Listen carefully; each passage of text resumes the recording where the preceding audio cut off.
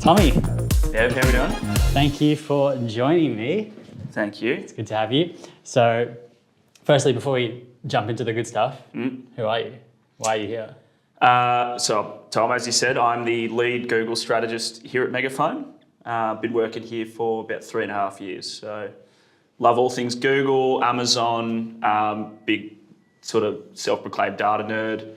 I don't think it's self-proclaimed. I think everyone else will. Yeah, fair. Yeah. Awesome. Well, actually, it's quite fitting that we've got the Google Partners mug here. Thank you. Today for my coffee. Bit of recognition. Yeah. Before we jump into the good stuff, I've called this series Chats with Snacks. Yep. And I think that's pretty fitting considering you are the 3-time Megaphone Snack Award winner? Yeah, 3 Christmas parties in a row. I've got the Snack King Award. And what does that consist of? Eat more snacks than anyone else in the office. I've got a pretty strict schedule. 10 a.m. usually is the first snack. Bring out maybe a packet of chips and tiny teddies. Yeah. Couple of Cokes per day, and then definitely 3:30 is tiny teddy time. So. Jeez. Okay. Yeah. Well, you're in luck. So. Oh geez. We've got our Deadpool Coke for you. Beautiful. And I'll let you do the honours with these ones. Okay. But this is your box unboxing. And it is technically after 10 a.m. So. Well, it is 10:08. So this is actually the perfect time. What have we got here? Oreos, tiny teddies. You know, I might do some veggie chips. Don't mind. Bit of a rogue one, but I don't mind doing veggie chips once in a while. That is super rogue. I'll leave the sweet stuff till a little later, but I will tuck into the Coke at the same time. Lovely.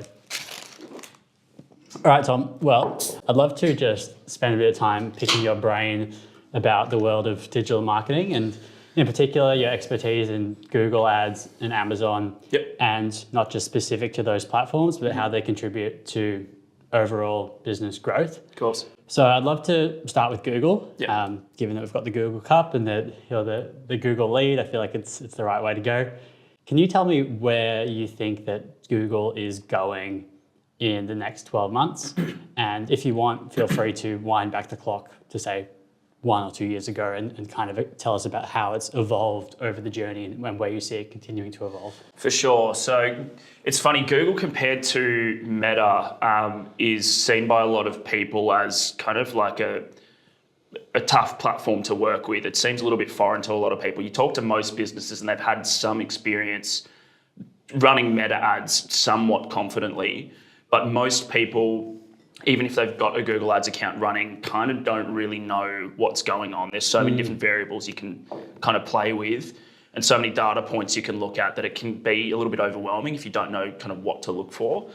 Google's been conscious of this as well. So if you look kind of wind back the clock over the last couple of years, you really had to kind of know every data point and be able to manipulate things on a super granular level, like, having specific keywords. You might only have 1 or 2 keywords in one campaign, and so each campaign only has 1 or 2 keywords, and as a result you might have 30 different campaigns that are just super segmented, super relevant to exactly what that keyword is, sending to a really specific landing page, and that was absolutely best practice. Mm-hmm.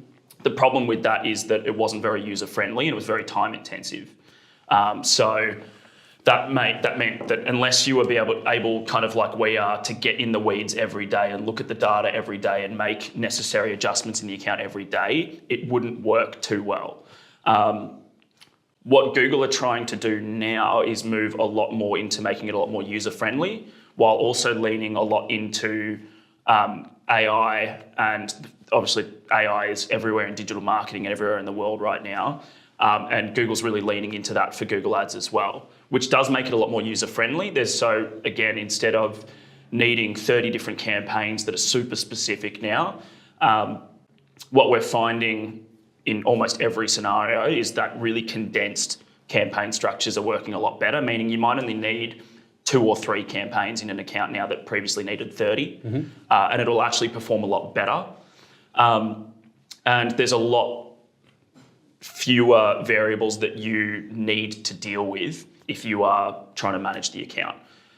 So that makes it like the barriers for entry lower for a business owner that doesn't have that much time and jumps in and can do that. So it makes it a little bit easier for them than ever before to be able to run it at an okay level. But on top of that, then there are so many things that you can do to make sure that you're basically sending Google's AI and Google's algorithm in the right direction to get the best out of it or the most out of it. So while anyone can work on Google Ads more easily than ever before, also having a specialist that really knows what they're doing to get the most out of that machine learning is more valuable, I'd say, than ever before as well. So it sounds to me like it's easier to get started, but also because it is easier to get started, everyone is kind of starting at the same playing field level, which means that it's more difficult to get ahead of your competition. Exactly right. Right. So could you give me a few pointers if I'm just getting to Google Ads now? Let's say that I've got my own business and I've been doing quite well on Meta. Maybe I've got some organic search through SEO that I've built over the years, and I want to really push that paid search avenue. What are the things I should be doing to get started? What are the best practice principles? Well, I mean, there's a million different things we can look at. So focusing on the ones that kind of, move the needle the most in terms of making sure that your foundation is correct. If you've got the right foundation, you set yourself up for success. So one of the most important things is account structure. So as I mentioned before, a lot of people are still thinking that you need to get super segmented and have lots of different campaigns that are super specific to keywords and things like that. You want to steer away from that. So if you're just getting started, having sort of one key campaign for search that entails a lot of different keywords in that campaign is going to be your best bet. That just means that there's a lot more data going into that one specific campaign. The more data you have going into that campaign, the faster the machine learns, the faster the AI learns who's going to actually buy and who's not. And then it just means the machine gets a lot smarter, a lot faster, and your results will get better a lot faster. So instead of having 20 different search campaigns, you might only want to have 1 to 2 search campaigns and put all of your keywords in just those 2 campaigns. How do you find the right keywords? Great question. I think this is something that people can overcomplicate a lot because there's all sorts of different strategies you can use. The simplest way to do it is literally don't think too much about it. Get on the computer. If you were to search for your own product, what would you be typing in?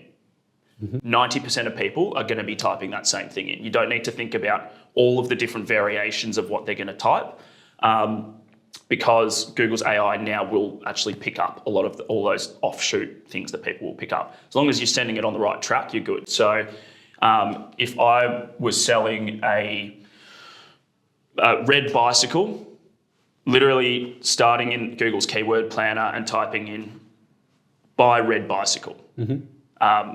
It's going to give you different suggestions. And honestly, even if you were to just use that keyword and have it as an exact match, a phrase match and a broad match keyword, that's going to capture all of the different variations of relevant searches around red bicycles. Right. So your Google keyword planner, that's your go-to? Or do you have other software that you use as well? No, not 95% of the time we're using the keyword planner. It's very, very good. And again, that's just to get you started. So as I said, you'd have exact match, phrase match and broad match keywords in there. What's funny, talking about the history of Google and where it's going, historically, if we saw broad match keywords in an account that we were auditing, we would say, whoa, you've got to turn that off. You are wasting budget here. It's leading to a lot of irrelevant searches, a lot of irrelevant people clicking on your ad, which means you're getting charged for people that don't actually want what you've got. But with Google's AI getting so much smarter now, its broad match has actually become really smart, which is great. It took a lot of us having to be suspicious for months of is this actually good? But we've tried and tested it so much now, it actually does a really good job. So what you find there is if you've got a broad match keyword running, if you keep that ad running for a couple of weeks, you'll be able to then analyze what search terms that keyword is triggering. So again, to use the red bicycle example, if your broad match keyword was buy red bicycle, a search term might come through that says bicycles for sale, and it might have a really specific model. Okay. But you might find that that search term is triggering a lot and it's actually getting you a lot of sales as well, right? So what we find there then is we now know that this particular search term that's coming through a lot is getting searched a lot. It's also converting really highly for us. We can now add that as a keyword. So basically the broad match has done the research for us on what keywords are going to work and what aren't going to work. So again, that's why you don't have to put too much time and thought into your initial keyword strategy. As long as you're typing in, what you would actually type in to buy that product, it's going to pick up the relevant search terms and you can start adding those keywords to your account as well. So let's say that you are using this red bicycle analogy, and then you get some keyword spin-offs that are red bicycle for road bikes, red bicycle mountain biking, and it starts to go in those specific directions of models or product variations or SKUs. Do you then, as someone who's knee-deep in Google, use that knowledge to take a step back and think about overall business strategy and what products you want to push, which landing pages you're pushing people to? Does that become more of a wider conversation? Yes and no. It depends on the business, to be honest. So a lot of businesses that we work with are pretty set in the products that they've got, and they want to make that the focus and they want to make sure that they keep pushing that. So in those cases, we don't necessarily focus as much on those conversations. But then equally, there are businesses that actually really want to know that information and actually rely on us to pass on that information, not just for the current products that they've got, but also so that they can future plan. If they can notice certain search trends for certain products are spiking up and they're not stocking that, it can actually really help them know how to innovate their own product or what products to invest in next. And that's a really valuable information as well. Okay, yeah, that makes sense, case by case. Exactly right, yeah. Can we pivot this conversation a little bit towards YouTube?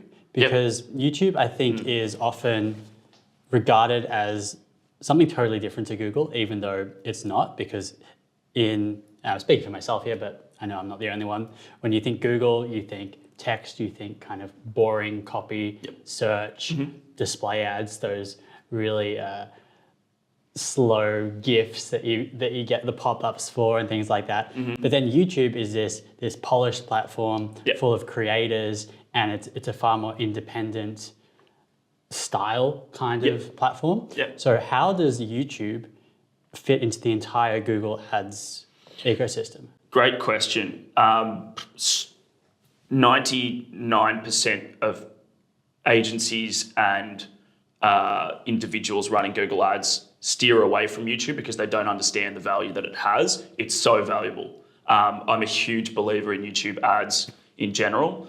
So how does it fit? Great question. A lot of the different types of ads that you can run on Google are very middle to bottom of sales funnel. They'll capture a lot of traffic, but they do rely on awareness for both your brand and your product being generated elsewhere, whether that's through meta ads, whether that's even higher through radio ads, TV ads, things like that to generate that awareness. Google, all those other ad types are really excellent at capturing that traffic as it comes down the funnel. But one of Google's previous limitations has been it's not very good at generating more of that top of funnel traffic. So YouTube, that's where that comes in. It does a really excellent job of that. What's interesting about YouTube ads is that the way a conversion is tracked on Google is once someone clicks on your ad, if they then go on to buy something from your website, it attributes a conversion to that particular campaign that was clicked on. What we know about YouTube is that typically people don't actually click on the ad or on the video to shoot through to the website.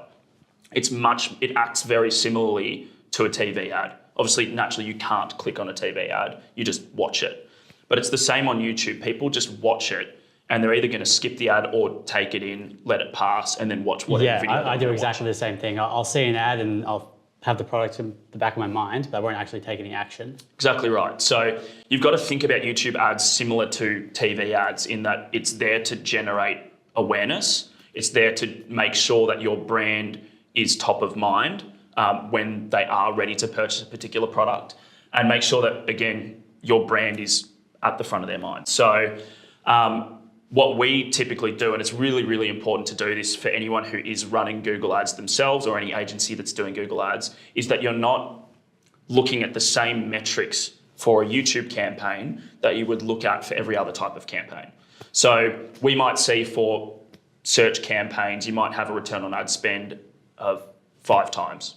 For a Performance Max, you might also have like a 5-time return on ad spend. And those could be good numbers for you. You might then look at your YouTube campaign and see you're actually not getting a return on ad spend and think this thing's doing terribly. But you've got to take into consideration that, again, people aren't clicking on that ad.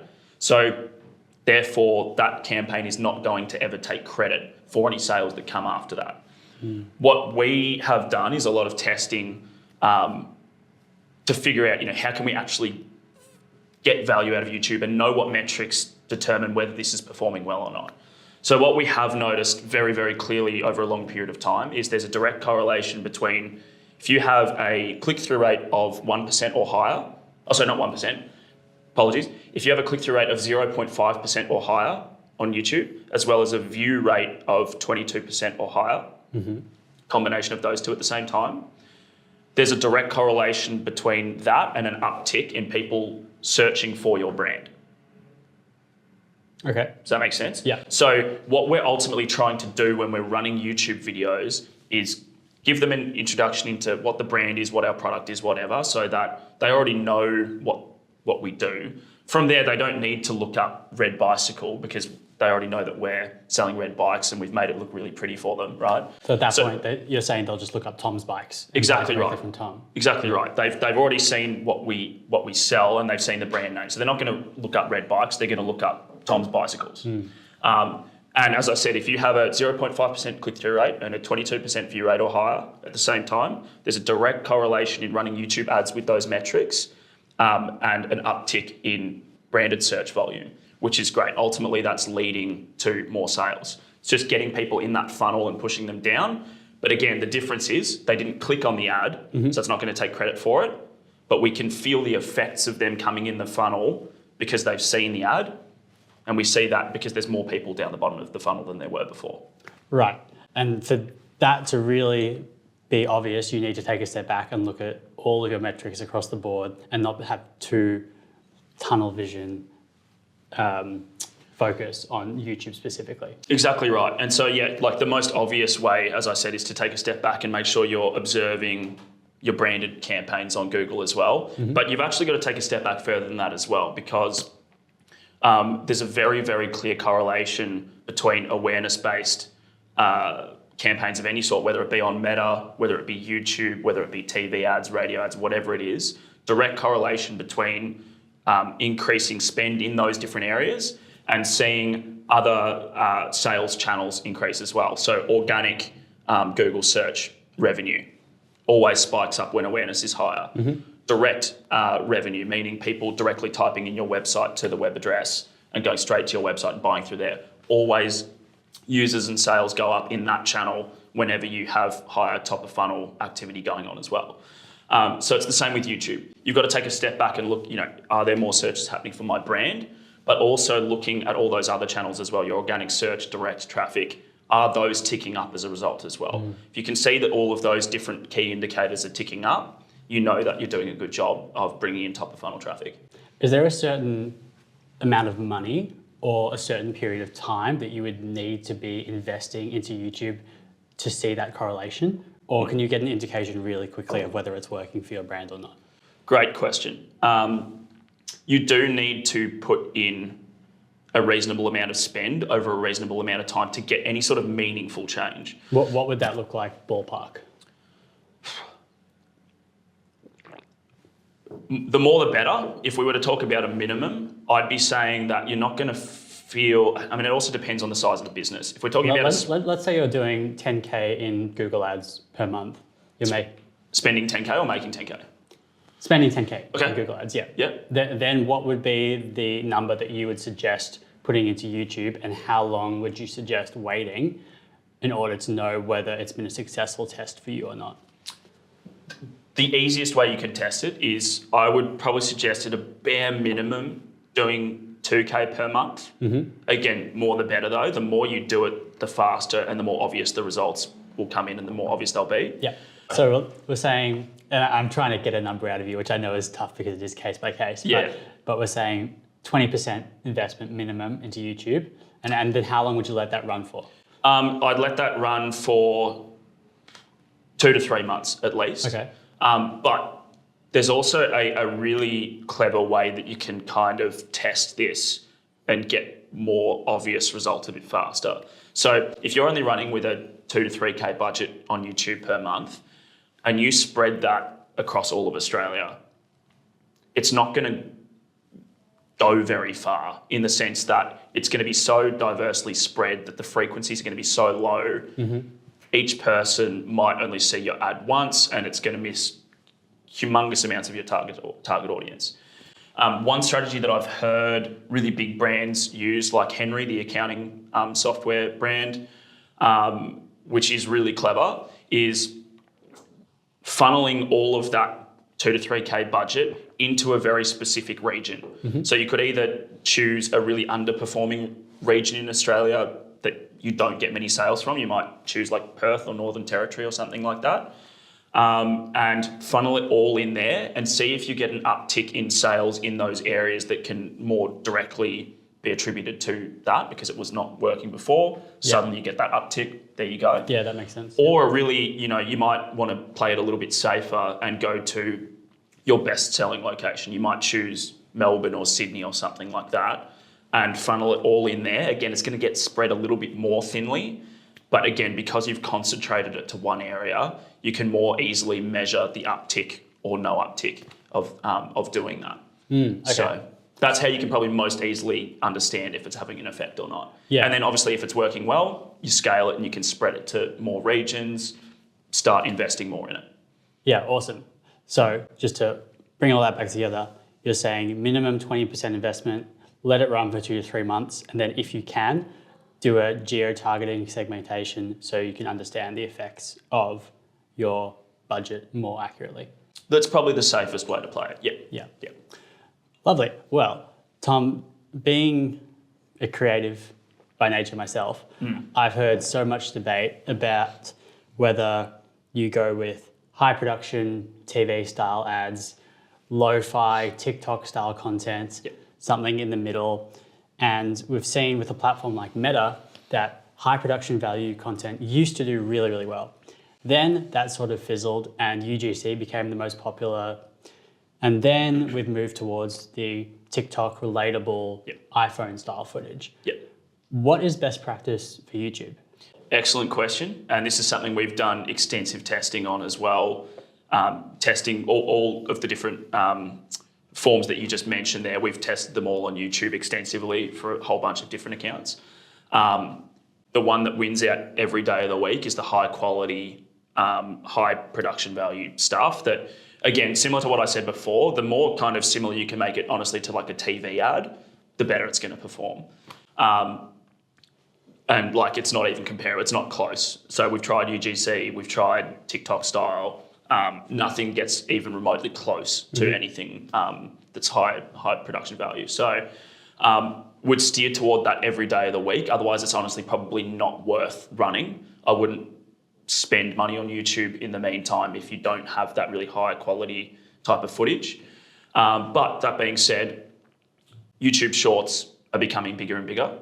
And the way people engage with YouTube Shorts is naturally different to how people engage with regular YouTube content. You're in a different frame of mind. You're generally scrolling on your phone as opposed to looking something specific up. Very, very different contexts.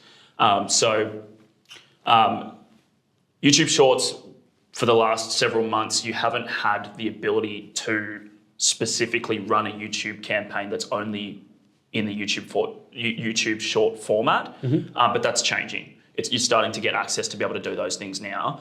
And the early signs would suggest that that more TikTok style content is definitely performing a lot better on YouTube Shorts. Whereas again, that high quality stuff is performing much better on regular YouTube formats.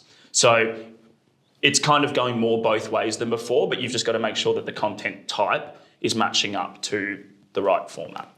That actually doesn't surprise me at all. Because I think a successful ad is something that it used to be something that stood out and stopped the scroll. Now it's almost the opposite. Successful means not standing out. You want to optimize for watch time and hold rate and things like that. Yep. And you want to make sure you actually do stop the scroll. However, as soon as people see something that looks like it came from outside the platform, they can smell an ad and they'll scroll past. Exactly right. So when you say YouTube, high quality, that makes sense to me because I think of YouTubers and I think of their DSLR cameras and the fancy editing techniques, and it makes sense. But then I think of YouTube Shorts, which to me is very similar to a TikTok and an Instagram Reel style format, where it's just your average everyday content creator who creates stuff with their phone and they want to experience content that is relatable to them. So I think that really just goes to show, if you want to succeed on one platform, do what is designed for that platform. Exactly right. Exactly. The way that people are going to engage with that particular type of content, steer it toward that, because again, there's a night and day difference, and you kind of touched on it before, but when I come across particular ads on TikTok, for example, or Instagram Reels or whatever, sometimes I see one and I watch the whole way through and it's not until the end that I suddenly realise it's an ad and I'm like, damn it, they got me. They got me, but also like, well done. Like that was a clever ad. Because now I know everything about them and I didn't even realise I was watching an ad. So those are naturally super effective. Yeah. Awesome.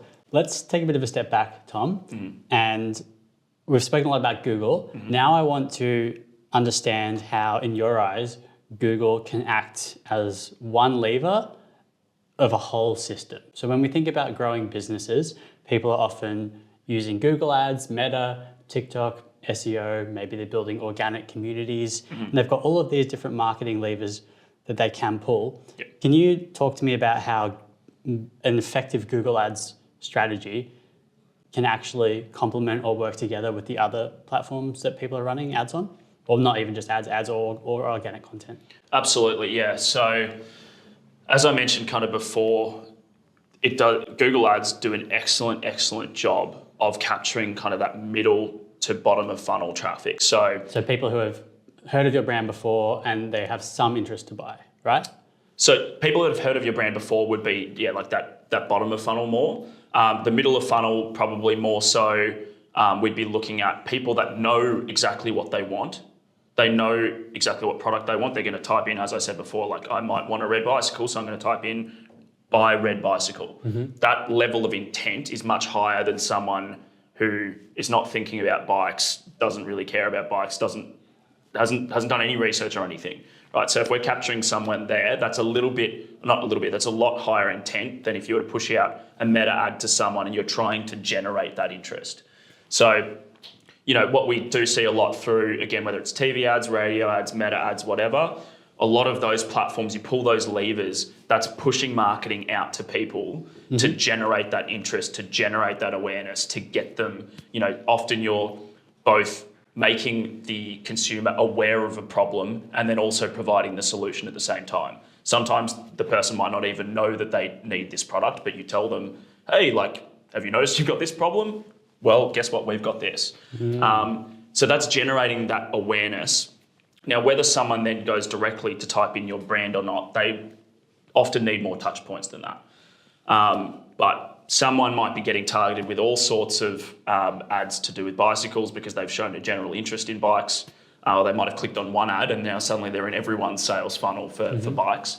So that's now very in their face. So now typically what you're going to find, particularly with higher priced products, is people are going to start doing research. They're going to compare different options. They don't want to just make an impulsive buy unless it's a really cheap product. So where do they go to do that? Google, 99% of the time. So that's where you have a chance on the Google side to make sure that you're popping up as the solution first. And not only popping up as the solution first, but giving really clear reasons why your product is better than your competitors. At this point, if they're typing in, I want a red bicycle, buy red bicycle, whatever, I might sell red bicycles. There might be 30 other stores that all sell red bicycles. I've got to make it really clear to that consumer why my red bicycle is better. And how do you do that? What's best practice for that? So that's where in our ad copy, we've got to do a couple of really clear things.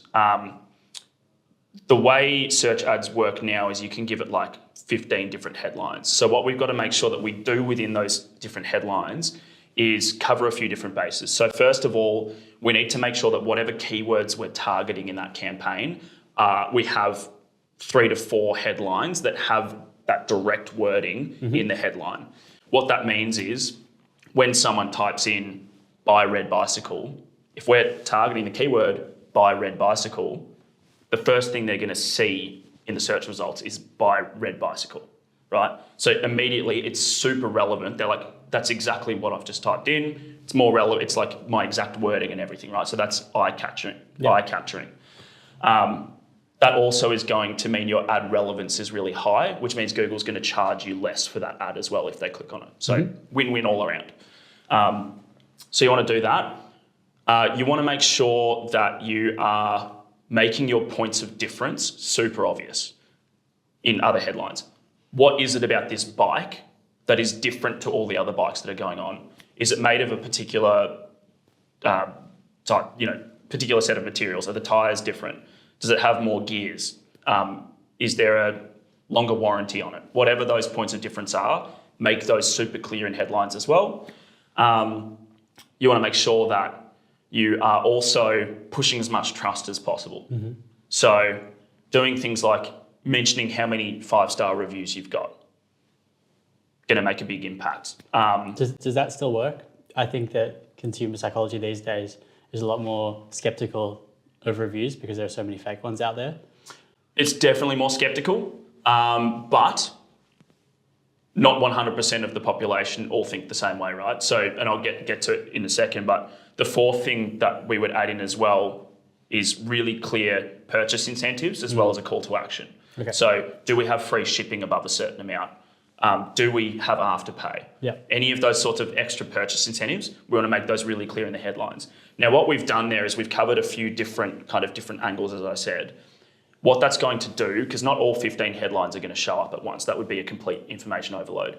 Google is going to choose 2 to 3 of those at one time to show to you when you look it up. So what that means is Google know everything about you. Like, I don't even want to think about the sorts of profiling they could do to everyone. Like, they know you back to probably better than you know yourself, based on all the information it's got on you. I've got a Google branded phone as well. So so it knows even more about you. Yeah. So the implication of that is if we've given all those different headlines covering points of difference, the exact keyword, trust, you might even throw price in there, purchase incentives, all those different angles, Google is going to show you the headlines, specifically you, the headlines that it thinks you need to get across the line. So for you, you might be a lot more based on, needing to know the points of difference, right? So it's going to show you the headlines that focus on the points of difference. Yep. That might be different than if I look that up and I might go, this guy is he's always looking up reviews, he's always da-da-da-da-da. So it might try and build trust and show me the trust building headlines. Okay. That's going to be different to someone that is a bit of a, I was going to say tired ass. Whatever word you want to replace there, and doesn't like frugal. Someone who's frugal and doesn't want to pay for shipping, right? Yeah. So it's going to make sure that it shows them the free shipping headline. So Google, again, it's going to use its knowledge. If you give it that variety of headlines, it's going to give you the specific headlines that it thinks are going to be effective for you. So that's kind of how you would make yourself stand out against your competitors. You just want to be really direct, clear to the point. It's not like Meta where you want to be more creative in your language, using a lot more different tonality to reflect your brand and all that. Google, it's black and white. Here's what we are. Here's why we're better than our competitors. Choose us. Yeah. Beautiful, Tom. Well, there's a stack of info in there. And Yes. I think for me, and this may help some of our viewers visualize it as well, I see it as you are giving a toolkit to Google. You're giving all of these different things, the screwdriver, the hammer, the nails, etc. You're giving it those 15 headlines or those 15 tools. And then based on Google's understanding of each of its users, it then grabs the tools that it thinks are most likely for that user to convert. Spot on. Yep, exactly right. Yeah. Lovely. Well, I think we could chat Google all day, especially you. You could Yes, definitely I keep actually going. could, You've been yes. chatting Google for years. Yeah. We also could talk about Amazon Yes. because you have pioneered the Amazon service here at Megaphone, Yep. and you've been knee deep in that for a long time now and really got it off the ground. Yep. But I will circle back to that with you in another chat Yep. because I don't want to just tack it onto the end Yep. and make it an afterthought. I want us to really dive into it Yep. and explore the possibilities because there are also possibilities with Yep. Amazon marketing. It's been proven in the US for a long time, but Huge. now it's starting to gain some steam in Australia. Exactly right. Yeah. So we'll come back to that another day. But Right. before we wrap up, I just want to hit you with a few rapid fire questions. Okay, So- I'll try and give rapid fire answers. So yeah, try to keep your answers Yes. short and sweet. Okay. And I don't know what questions are coming, but Yeah. we'll just go Cool. with the flow. Cool. So first one is, what is your number one tip for someone who is starting Google Ads who has not done anything on Google before? Cool. Keep your ad structures super simple, 2 to 3 campaigns if you're just starting out, and make sure you are only optimizing for one conversion action. If you're an e-commerce store, the only conversion you want to be tracking is the purchases.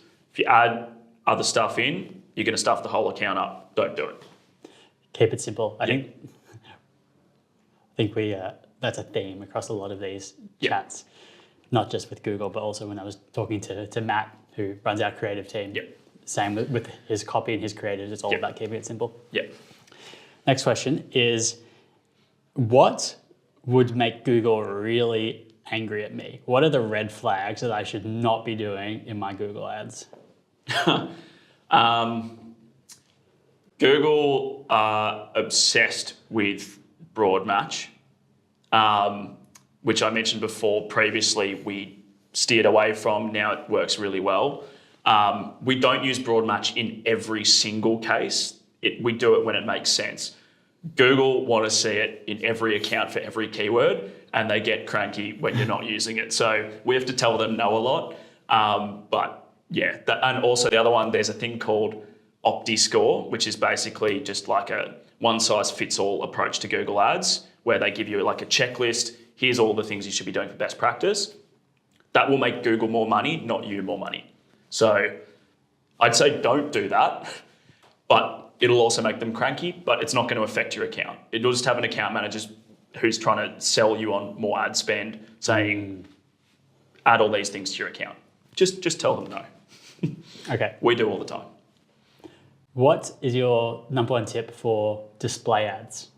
And maybe in one sentence, what is a display ad for someone who hasn't used it before? Cool. So display ads are the ads that will kind of follow you around the internet. There are certain websites that you'll notice like banners on the side and different ads popping up. Those are Google display ads. There are several different types of display ads that you can run. The best advice, if you're just starting out and you don't have, big creative crew with you and all of that, and you're just trying to figure it out, there's something called a responsive display ad, where you can, similar to other campaign types, you just feed it a bunch of different headlines that you might already be using in other campaigns. So that makes it easy, and feed it several different images, which can honestly just be downloaded from your website even. And Google will then automatically create several different combinations based on those different assets that you've given it. And use those. And those actually work really well a lot of the time. So that's the simplest way to do it. There's more complex ways that can work better, but that's a really, really effective way to start out. That's a great point. Recycle what you've already got. Yep.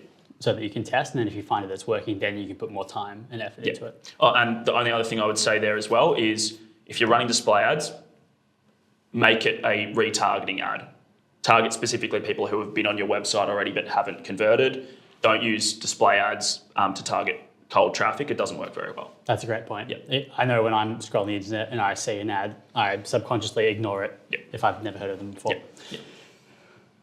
Following along that line of thinking, what is your top tip for Google Shopping ads? Cool. Top tip for Google Shopping ads would be don't run standard shopping campaigns anymore. Definitely use Performance Max campaigns. They are... we could talk about Performance Maxes for 45 minutes. I won't. But they work really, really, really well. It's, again, using Google's AI to use really clever targeting They generally are the most successful campaign type for us in 90% of our accounts. They're also easily the most scalable. So if it's working well and you want to increase your volume of sales, performance maxes are easily the easiest to scale. So if you're running Google Shopping, make sure you're doing it through a performance max campaign. It'll kill it. What do you think about alternative search engines, being DuckDuckGo, etc.? Is there room for people to actually make revenue through things that aren't Google? Yes. So, for example, here we at Megaphone also run Bing ads as well. You can get revenue from them, yes, and they can be an effective source. And like it's good to have coverage across search engines so that you're not missing easy market share that you could be picking up that perhaps your competitors are getting across the other search engines. I would say don't look at it as like a big driver of revenue. It's never going to be one of your primary sources of revenue. Just because however many relevant searches there are in a month on Google for what you offer, take a small percentage of those number of searches, that's what you're going to get on Bing, for example. So it's good to have that coverage. We'd definitely recommend doing that. It's a good strategy to have. Have that presence across as many of them as you can, but don't expect that to be a huge driver of revenue, so don't put in a huge amount of time to it. Is there a number? Is it 5%? Is it 2%, 10% of time/revenue that you would invest in alternative platforms? I would put maybe 10%. Yeah, 10% of what you're doing on Google on Bing, both from a time perspective and investment perspective. Okay, that's a great rule of thumb. Yeah. A couple more questions, then we'll wrap up. Yeah. Firstly, where do you go for updates and learnings around Google? Because it is constantly changing, is constantly innovating, and you seem to be someone who's always one step ahead of the pack. So where do you get your information from? Couple of different sources. Honestly, the biggest one is our team here. The benefit of having a team, I think we've got like 8 or so individuals in the Google team at the moment here at Megaphone, and everyone's running lots of different accounts themselves as well. We have a real culture of innovation here. So we're constantly challenging everyone to push the boundaries, test things. Something that worked yesterday doesn't necessarily work today. So based on what the data is telling us, take calculated risks. If the risk makes sense and there's logic behind it, I don't care if it doesn't necessarily work because we can always revert back to what was working.